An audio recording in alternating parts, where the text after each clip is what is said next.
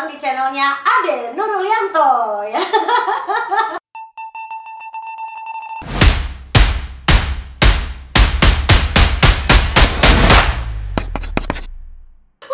Terima kasih loh, ini kameramen udah tepuk tangan satu orang ya.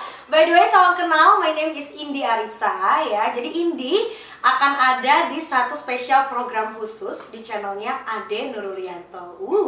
Jadi kalau misalnya teman-teman sering lihat konten-kontennya di channel YouTube-nya Ade Nurulianto, itu kamu bisa lihat paling banyak mungkin track-track cover ya, lagu-lagu dan karya-karyanya Ade, and then juga apa daily vlognya Ade gitu ya. But this time it is very special karena kita punya yang namanya cerita di balik lagu. So, welcome di episode pertama cerita di balik lagu. Kita akan bahas satu lagu yang bisa dibilang kalau ini sih dikasih tahu sama Ade, ini adalah salah satu lagu yang mengubah hidupnya dia.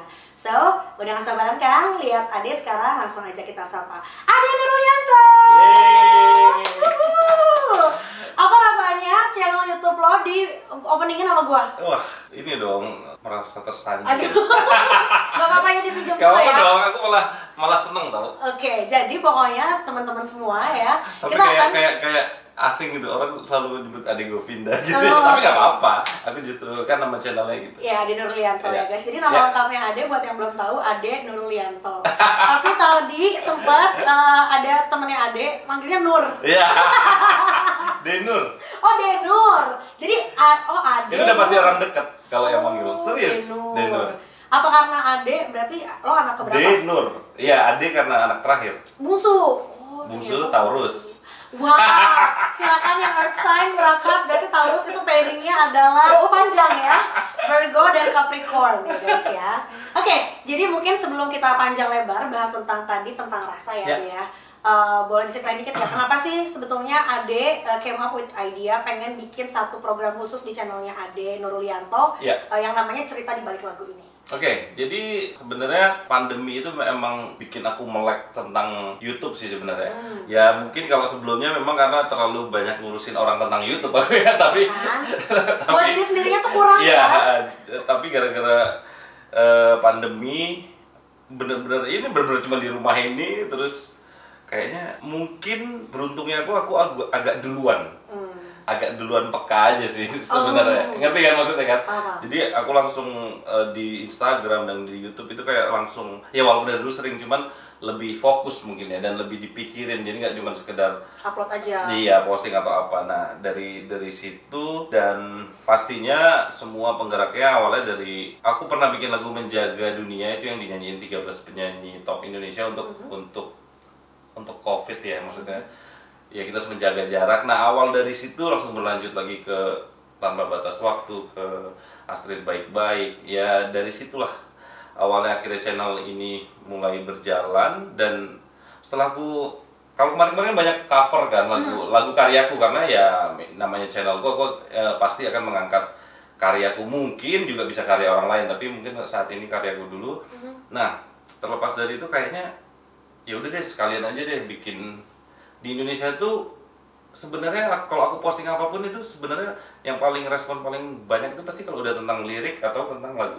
Oke, kenapa tuh? Biasanya suka diambil jadi potongan-potongan. Iya, atau kalau enggak ya orang tuh sebenarnya macam-macam kalau udah tentang lagu. Kok bisa kok bisa nemu kata apalah misalnya gitu ya, kayak engkau jauh di mata. Itu kan udah pertanyaan bukan ke lagu sebenarnya kan. Udah spesifik gitu. Nah, terus aku pikirnya kenapa enggak diseriusin di ngulik tentang laguku aja gitu loh. Ibaratnya ngebedah sih.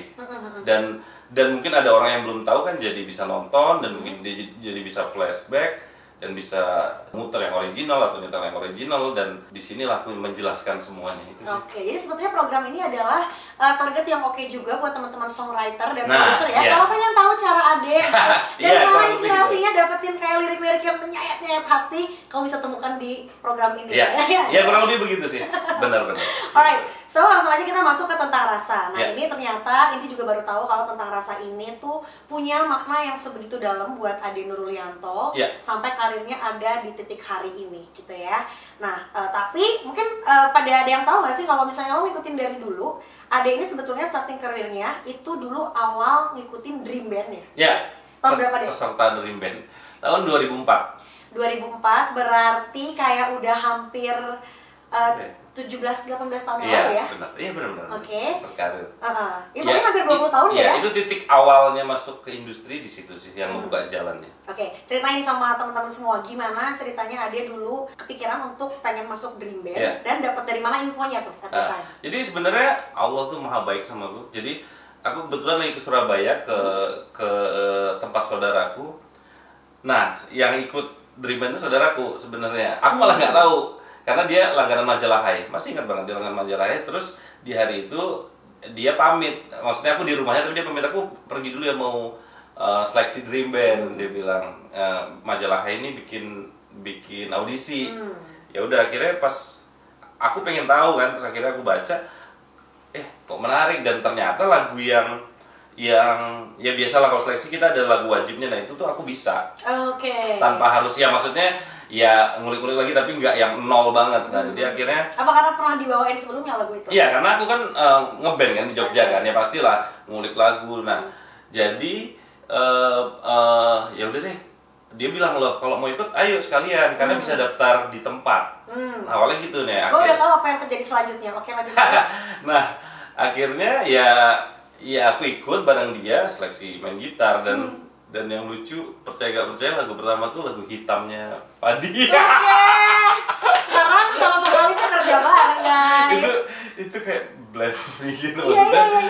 Aku Tuhan tuh kayak memang kita nggak pernah tahu loh 20 tahun apa 30 tahun mendatang. Iya. Jadi aku bawain lagu Hitamnya Padi dan alhamdulillah di situ lolos. Malah saudaraku malah nggak lolos. Nah ini yang aku tahu tadi tebak cerita biasa banget kalau ada audisi gitu ya. Iya gimana dulu ceritain pengalamannya. Iya aku nganterin temen aku, saudara aku audisi, dia nggak keterima aku ya. Terjadi pada Ade Nurdianto ya guys. Jadi setelah itu ya udah ikutlah prosesnya, maksudnya ya jadi harus di Surabaya.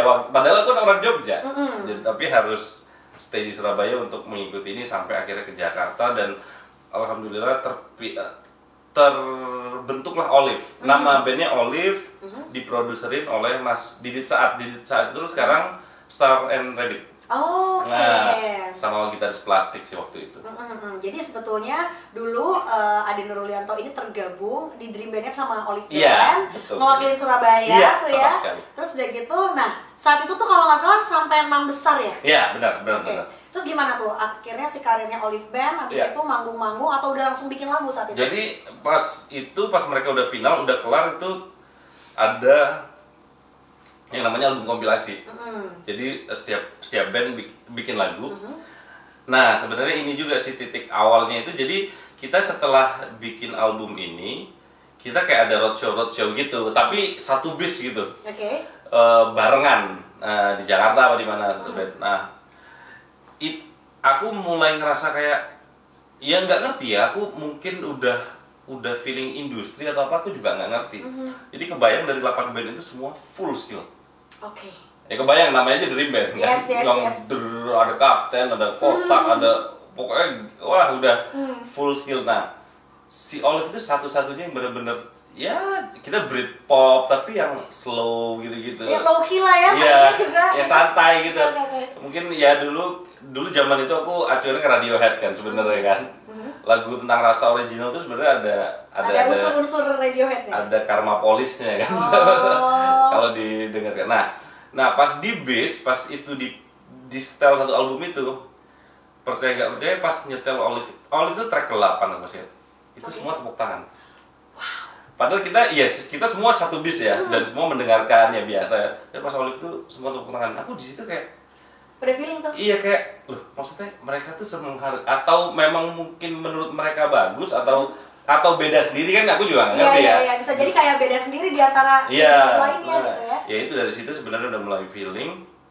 Akhirnya sampai ya setelah Dream Band kita manggung-manggung ke Jawa Timur kemana, sampai akhirnya Olive ini desain oleh label Aquarius. Dulu A&R almarhum Pak Iin, salah satu orang yang sangat berjasa buat aku. Nah ya cuman mungkin perjalanan band ini tidak semulus yang dibayangkan. Jadi kalau dulu kan memang mau rilis itu harus album dulu baru rilis. Jadi emang proses panjang tuh hampir setahun. Tapi di tengah jalan ada masalah yang tidak bisa dihindari. Akhirnya break gitu-gitu, dan tapi aku udah komit aku harus di Jakarta gitu loh. Karena aku udah, ya bukan malu sih ya, memang udah pengen di Jakarta, terus kalau balik lagi ke Jogja ngapain gitu loh. Apa yang harus aku lakukan kalau Iya, balik jadi ke Jogja ya? makanya aku di Jakarta jadi operator. Itu tahun berapa? Itu 2006.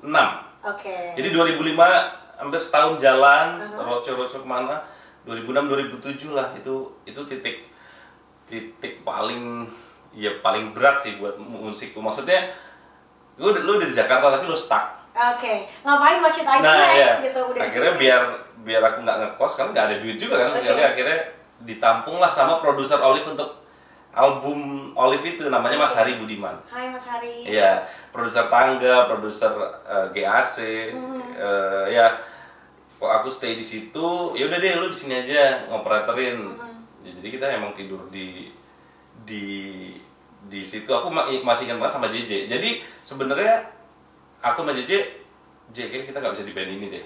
Gitu. Jadi lucu sih memang. Mungkin bisa dibilang aku leader ya, tapi aku yang nggak tahan. Yang paling gatel tuh ya. Iya, jadi aku akhirnya bilang ke Aquarius, Pak Iin, maaf banget, aku kayaknya harus mengundurkan diri karena aku kalau kayak gini karirku stuck aku bilang. Nah, berarti itu juga kayak apa ya, ibaratnya fase baru untuk ke Ade Nurlianto berikutnya ya. Bener. Tapi sebetulnya sebelum itu Ade biar nggak penasaran, ini pengen puterin dulu, kita akan play video Olive.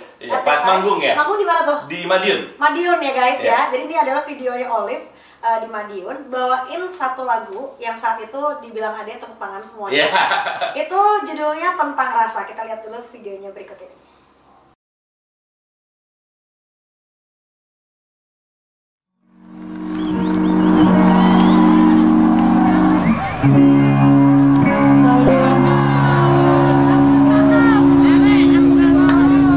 Aku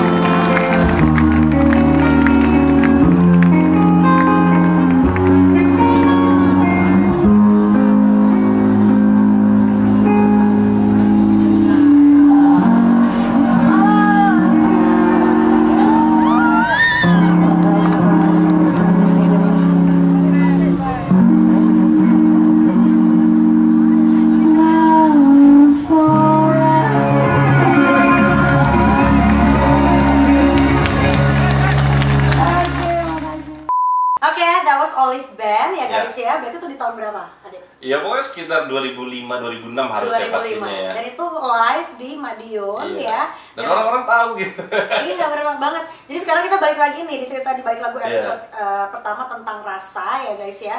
Terus tadi akhirnya dari Olive Band, Ade udah di Jakarta stay. Iya. Itu udah mulai greget tuh kayak, aduh ngapain lagi nih, ngapain lagi. Itu Iya. sama JJ akhirnya cabut. Cabut. Akhirnya aku cabut di pokoknya di studio, pokoknya hidup hari-hari di situ lah. Itu titik terparah sih. Di mana studionya? Di Cidodol, Cidodol. di Kebayoran Lama. Oke, Cidodol. Kebayoran Lama apa baru ya, Deh? Lama ya? Kebayoran Lama, sorry. Cidodol punya cerita tersendiri buat Ade Wah, sekarang ya. itu sampai sekarang ya, pokoknya Mas Didit, produser Olive awal, Mas Ari Budiman, produser album Olive itu sangat berjasa buat aku karena ngasih tumpangan lah ibaratnya. Dan yang lucu, oke, aku menjadi operator di situ. Pokoknya kita kalau JJ karena dia orang Jakarta dia masih bolak-balik tuh Oke. ke rumah. Oke. Kalau aku full di situ. Jadi operatornya kebetulan ada dua. Jadi ya ganti-gantian. Kalau misalnya studio ada yang masuk, akunya nggak operator, ya tidur pun harus nunggu. Karena aku tidur di studio kan. Oh my god, bener-bener tuh ya anak studio Jadi guys. kalau dibilang orang musisi siapa, kalau lo bilang dari nol sih, ya gue tuh the real of dari nol, bener-bener. Aku tidur cuma di sofa berdua JJ, serius. Oke. Sofanya masih ada, warna hijau sekarang. Legend itu, aku ada fotonya. Aku Nanti dimasukin fotonya. nanti aku masukin foto sofa, karena aku ngumpulin yang begitu-begitu kan. Oke. Dah, jadi suatu hari Mas Hari produce Astrid. Karena Mas Hari sering produce di produk di Sony, dia produce Astrid. Aku operatornya, take vokal. Oke. Jadi awalnya tuh lucu. Akhirnya pas aku ngoperatorin Astrid, ya Allah ini bagus banget suara orang ini. Itu Astrid udah rilisan keberapa ya berarti? Udah banyak? Mau album tentang rasa, ini mau album kedua. Oke. Jadi cerita dia setelah lama nggak dia agak sempet vakum lama tuh soundtrack. Nah akhirnya mau ini. Nah terus jadi aku operatorin Astrid terus dalam hati, ya Allah kapan ya laguku dibawain? Oh, udah ada tuh Dibawain. tervisualisasi guys Dibawain Astrid. Nah akhirnya singkat cerita Mas Hari, aku bilang Mas Hari, Mas boleh nggak sih Mas aku ngajuin demo buat Astrid? Terus? Ya, awalnya jadi begitu. Terus ya udah deh nanti aku bawain ke Pak Yan. Kan susah, nemuin Pak Yan Juwana itu susah banget waktu itu kan. Nah, akhirnya ya Mas Hari bawain ke Pak Yan dan alhamdulillah dapat respon bagus. Deh, lo ketemu Pak Yan deh. Yaitu di situ aku harus sangat menyiapkan apa yang harus aku omongin. Ini kesempatan emas kan. Iya. Pokoknya Susah now or banget. never, go hard Iya. or go home. Ya akhirnya pas aku ketemu Pak Yan, aku bawa berapa lagu. Aku masih ingat banget aku bilang, Pak, dari ini ada berapa lagu? Kalau nggak salah aku 6 lagu. Nah, yang tentang rasa ini. Nah, kebetulan aku orangnya by data kan. Jadi aku bawa data-data tuh, bawa video segala macem. Ngomongnya berdasarkan tuh. Iya, Pak, lagu ini tuh bandnya udah bubar. Tapi ini banyak yang nyanyi loh gini. Dan chart radio juga bagus gini-gini. Ini masih belum maksimal, Pak. Oke, by the way, termasuk salah satu feelingnya Ade tentang rasa ini akan booming tuh waktu dibawain di Madiun itu ya? Iya, Karena sebenarnya banyak ya. yang sing-along. Banyak yang orang tiba-tiba ya nggak tahu dari mana ya gitu loh. Pokoknya gut feeling aja Iya. kan? Jadi tentang rasa ini kenapa aku bilang sangat berjasa karena sebenarnya pas aku di Aquarius laguku sudah dipakai BCL dan Mas Ari Lasso, cuman nggak jadi single. Kan zaman dulu album kan, ya yang dipromoin pasti singlenya kan. Yes. Ya jadi kayak dan waktu itu maaf banget nih zaman Mbak Dewi banget kan. Oke. Aku tuh kayak aduh susah banget sih jadi single pertama. Oke. Halo Mbak Dewi, kita sering kontak-kontak karena jadi aku tuh kayak aduh kayak kalau di Aquarius nih PR nih gitu loh. Ya walaupun Mbak Dewi juga banyak bikin lagu tentang di Sony. Nah akhirnya pas itu aku bilang present ke Pak Yan, aku bilang Pak coba lagu ini deh, aku bilang kalau feelingku ya aku bilang. Terus akhirnya jadi yang lucu Astrid itu sudah take 10 lagu, udah kelar albumnya. Jadi si tentang rasanya lagu ke-11 Sebetulnya. sebenarnya. Dan akhirnya Pak Yan ngasih kepercayaan, akhirnya dibawain sama Astrid, malah jadi single pertama. Lagu Mas Hari malah gak jadi single. Padahal ini satu nyempil nih. Iya, jadi ya di situ sih kayak oh mungkin awal yang bagus, ya udah jadi setelah itu ya rilis lagu. Oke, jadi itulah ceritanya kenapa akhirnya tentang rasa ini dibawain sama Astrid Iya. ya. Nah, buat teman-teman semua yang penasaran, video klipnya saat itu berarti di tahun berapa ya? 2011 kayaknya. 2011. Atau 2010 sih. 2010 ya? 2010 mungkin. Oke, kalau gitu buat teman-teman kalau misalnya pengen flashback lagi, ini dia Astrid dengan Tentang Rasa. Dapatkah selama Masih dicerita di balik lagu episode pertama tentang rasa. Barusan udah lihat ya teman-teman semua video klip Astridnya. Tapi Adek, balik lagi kalau ngomongin soal lagu. At that time ketika lo nulis lagu ini, apa sih what's pop in your mind? Waktu dibawain sama Olive gitu dan sampai akhirnya switch shifting ke dibawain Astrid gitu. Kalau meaning lagunya dulu itu tentang apa ceritanya? Kalau meaning lagunya sebenarnya ya waktu itu sebenarnya lagi pacaran lah pasti ya. Nah, jadi nggak ngerti gimana aku nemuin lagu itu refnya dulu. Dapatkah selamanya gitu. Itu menurutku ya, lirik ref itu biasa banget. Oke. Kita bersama menyatukan biasanya perasaan. Biasanya lirik yang biasa aja apa kurang ngehook? Ya mungkin bahasanya kurang ngehook ya. Semoga cinta kita kekal abadi sesampainya akhir nanti selamanya. Tapi nggak tahu kenapa aku nggak mau merubah lirik itu gitu. Jadi gimana caranya aku lebih bermain kata-katanya di songnya, nggak refnya. Kalau aku sering nyebut lagu song ref ya. Nah, baru di songnya yang aku suka banget itu lirik tentang cinta yang datang perlahan, membuatku takut kehilangan, kutitipkan cahaya terang, tak padam digoda dan masa. Jadi aku mau cerita di lagunya, ya kita tuh kalau udah pacaran, udah komit, pastilah ada berantem atau ada nggak cocok. Tapi bagaimana caranya tuh, ini tuh aku tuh udah nitipin perasaan ini gitu loh. Jadi ya di refnya bertanya, dapatkah selamanya kita kayak gitu sih Kalau sebenarnya. zaman sekarang bilang tuh ada inse-insenya ya. Ya kayaknya gitu apakah akan long last? Ya itu paling benar. Jadi ya udah lagunya aku bikin gitu aja, maksudnya di refnya ya menurutku biasa, tapi ya namanya lagu kan yang menilai orang ya.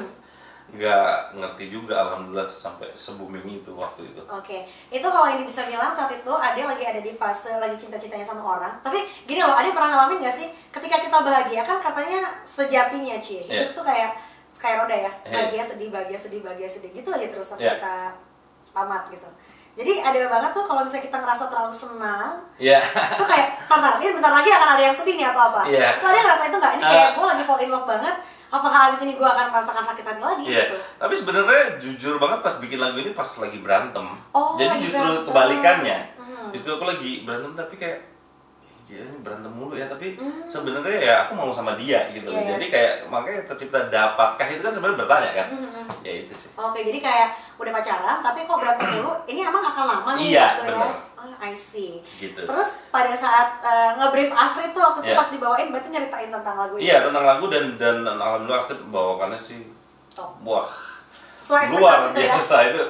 itu ya salah satu masterpiece Astrid lah pasti. Berarti ada tuh kebayang waktu zaman masih ngoperatorin yang lain, bawain lagu gue kayak ini yang gue mau, gitu nggak? Terus sampai akhirnya ini kan bisa dibilang adalah lagu yang ngebawa Mas Ade ke satu perubahan hidup yang baru ya. Gitu. Nah, Ade gimana nih ceritanya waktu itu, sejauh apa Astrid dengan tentang rasa ini booming? Ya mungkin tiba-tiba kayak mulai orang orang kayak ada yang chatting, lagu yang dibawain Astrid bagus ya. Itu sih perasaan sebenarnya, karena aku lagu sebelumku kan nggak jadi single kan. Jadi orang ya nggak begitu tahu sebenarnya gitu. Terus mulai masuk TV klip dulu kan banyak di banyak acara musik. Sampai sampai orang akhirnya ngamen pasti. Itu udah indikator tuh ya biasanya. Kalau dibawain sampai ada orang ngamen. Tapi aku masih dikasih tahu orang, ada pengamennya bawain lagu Astrid tuh gini. Nah, sampai di situ terus ya karena aku juga akhirnya aku menjadi dekat sekali sama Pak Ian juga report, "Deh, ini bagus loh ringback-tone-nya segala macam, penjualannya bagus loh." Maksudnya support terus ya. Ya udah dari situ. Ya waktu itu kan aku udah sibuk sama Domino juga ya. Govinda dulu namanya kan Domino. Belum Govinda. Iya. Jadi di saat berbarengan ya aku sangat menikmati, aku ngeband sama Domino, tapi alhamdulillah kayak Astrid ini jalan, ada perasaan itu sih. Sampai sebenarnya kalau dibilang titik booming tuh pas nerima royalti sih sebenarnya. Berasa tuh ditabok duit ya. Jadi ada katanya RBT ini tuh beneran sampai selling RBT paling besar di Indonesia dan even Malaysia ya. Iya. Jadi lagu tentang rasa menjadi lagu dengan ringback tertinggi di Indonesia sampai saat ini mungkin ya.